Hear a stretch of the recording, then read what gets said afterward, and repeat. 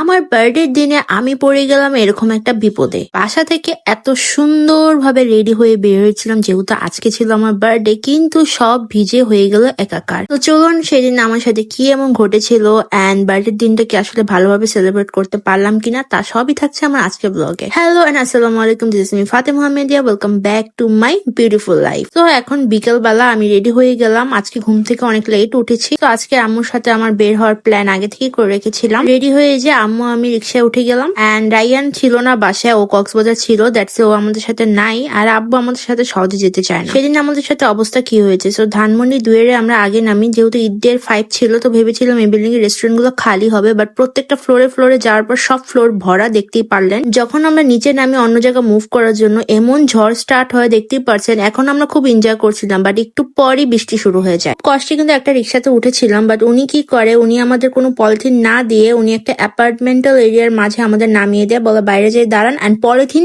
গায়ে নিয়ে নিজে একদম সেফলি বসে থাকে। আমরা পুরো ভিজে যাই। ভাগ্যিস একটা বাসার গেট খোলা ছিল, আর দারোয়ান আঙ্কেলটা এত ভালো ছিল যে আমাদের ওখানে বসতে দেয়। আর আমার অবস্থা দেখতেই পারছেন, আমি একদম ভিজে গিয়েছি। পারছেন কি পরিমাণে বৃষ্টি হচ্ছে।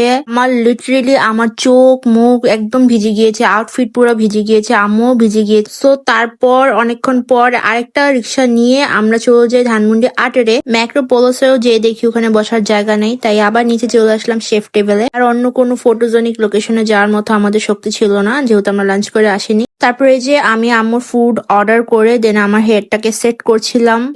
লাইক এটা ভয় পাচ্ছিলাম যে আমার আইলাইনার না একদম মানে মেল্ট হয়ে পুরো ফেস কালো হয়ে যায়, বিকজ যতই ওয়াটারপ্রুফ থাকুক বেশি মুখে পানি পড়েছে, দ্যাটস কোথাও যাওয়ার আগে একদম ওয়াটারপ্রুফ মেকআপ করে যাবেন, যত দুর্ঘটনাই ঘটুক আপনার মেকআপ নষ্ট হবে। এটা একটু ভিজা ভিজা ছিল, তারপরও কোনো মতো এটাকে সেট করে নিই। আম্মুর ফুড আমরা অ্যাবসলিউট থাই থেকে অর্ডার করি, আমাদের ফুড আমরা আরেক জায়গা থেকে অর্ডার করি। আমরা একটা জাপানিজ ইটারি থেকে অর্ডার করি, আমাদের ফুড আগে দিয়ে দেয়, যদিও আমরা পরে অর্ডার দিয়েছি। যে আমার বেস্ট ফ্রেন্ডও আসছিল, ও দুর্ঘটনায় আটকে ছিল রাস্তায়। আমরা অর্ডার করেছিলাম তোফু এন্ড শ্রিম গোয়োজা। আমাদের দুজনের একটু নিউ এরকম কিছু ট্রাই করতে ইচ্ছা করছিল, যেটা আমরা আগে কখনো খাইনি, বিকজ পিজা সেট মেনু অনেক ট্রাই করে ফেলেছি। ওর জন্য ওখানে ক্রিম অফ মাশরুম স্যুপটা অর্ডার করেছিলাম, সেটাও চলে আসছে। এন্ড এটা তোফু কিছু একটা নাম ছিল, যেটা আমি এখন ভুলে গিয়েছি, যেহেতু এটা জাপানিজ নাম ছিল। এন্ড লিটারেলি তোফুটা মুখে দেওয়ার পর আমার মুডটাই চেঞ্জ হয়ে যায়। তোফুটা একদমই মজা ছিল না, and I am pretty damn sure এই তোফুটা অথেন্টিক তোফুর টেস্ট না, একদম ভাতের মতো লাগছিল।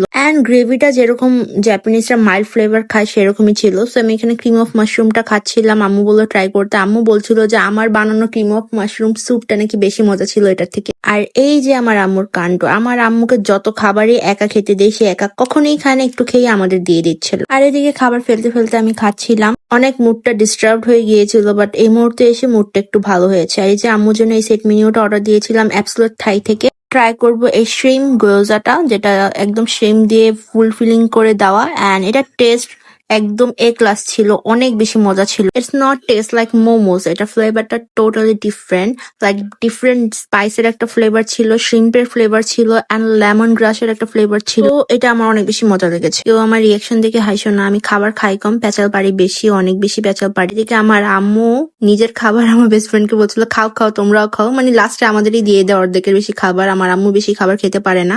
যে এখানেই আমরা বেশ কিছু শুট করি, ভিডিও করি, পিকচার্স ক্লিক করি। এই হুটহাট ট্র্যাজেডি হওয়ার পর আমি ভাবলাম যে আমার পুরো ইভিনিংটাই মাটি, বাট তারপর আলহামদুলিল্লাহ ভালোই কেটেছে সময়গুলো। তারপর আমরা 3 জন মিলে বাসায় যাচ্ছিলাম। তো আজকে দিনটা আমার ভাইকে অনেক মিস করছিলাম, বিকজ ও অলওয়েজ আমার বার্থডেতে থাকে। তো বাসায় যাওয়ার পথে আমার বেস্ট ফ্রেন্ড আমার জন্য কেক কিনে নেয়। আমি যেহেতু কেক কিনে নেই, কেক কাটার আমার কোনো প্ল্যান ছিল না, জাস্ট আমি একটু আউটিং করবো, দ্যাটস ইট, এইটুকু প্ল্যান ছিল। সো আমার জন্য কেক কিনে, তো বেশ কিছু কেক নিয়ে শুট করি। আমার বলদ বেস্ট ফ্রেন্ড কি করেছে যে ও যে কেক কাটিং করার বা স্পার্কেল জ্বলার টাইমে ওটা ভিডিওই করেনি, শুট স্টার্ট করেছে যখন আমি কেকটা অলরেডি কেটে ফেলেছি। তারপর কেক কাটিং করে আমি কেকটা নিজেই আগে খাই, খেয়ে খুব ভালো ভালো রিয়াকশন দিচ্ছিলাম। পর আমরা দুজন মিলে অনেকক্ষণ আড্ডা দিই। বলতে আজকের বার্থডে দিনটা একদমই ইউনিক ছিল, এরকম দুর্ঘটনা আমার সাথে ঘটেনি। তারপরও অনেক বেশি মজা লেগেছে, মাঝে মাঝে একটু দুর্ঘটনা ঘটলেও দিনটা আরো বেশি মেমোরেবল হয়ে যায়। So that's it all for today. দেখা হয়ে যাবে নেক্সট কোনো ব্লগে, আশা করি ততক্ষণ পর্যন্ত আপনারা সবাই অনেক বেশি ভালো থাকবেন। আল্লাহ হাফেজ।